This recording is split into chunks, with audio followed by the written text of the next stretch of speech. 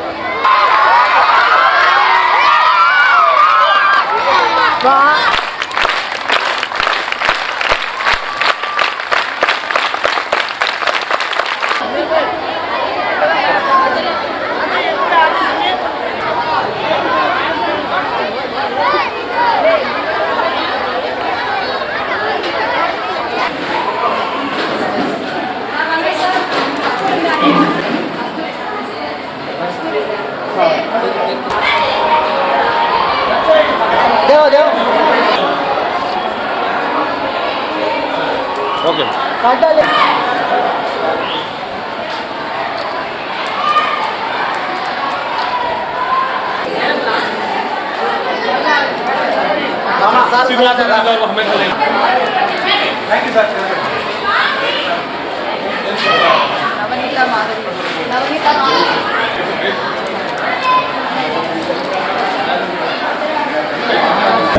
మా పాఠశాలలో ఉన్న ఉపాధ్యాయులకు సన్మానించడం అన్నది మాకు చాలా ఆనందంగా ఉంది.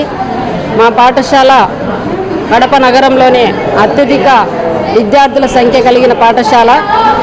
చాన్బాషా సార్ గారి కుమారుడు కూడా మన పాఠశాలలోనే విద్యను అభ్యసించడం జరిగింది. ఇందులో భాగంగా వీరు ఈరోజు ఈ ఉపాధ్యాయ దినోత్సవం రోజు మా పాఠశాల ఉపాధ్యాయులైన మమ్మల్ని సన్మానించడం అనేది మరింత సంతోషకరమైన విషయము. Thank you. మా పాఠశాలకి జేకే జనం కోసం అనేటువంటి స్వచ్ఛంద సంస్థ మా కష్టాన్ని గుర్తించడం, మమ్మల్ని ప్రోత్సహించాలనే ఉద్దేశంతో ఇవాళ పాఠశాల ఉపాధ్యాయులకి సన్మాన కార్యక్రమం చేయడం జరిగింది.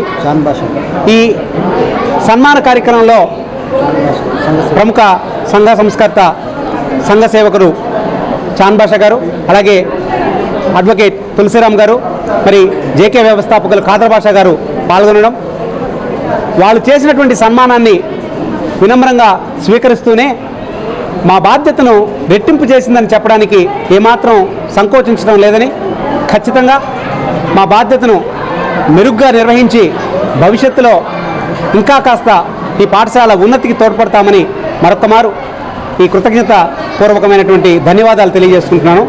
ఈరోజు కడప నగరంలోని మున్సిపల్ మెయిన్ తెలుగు స్కూల్లో గురు పూజోత్సవం టీచర్స్ డే జరుపుకున్నాము.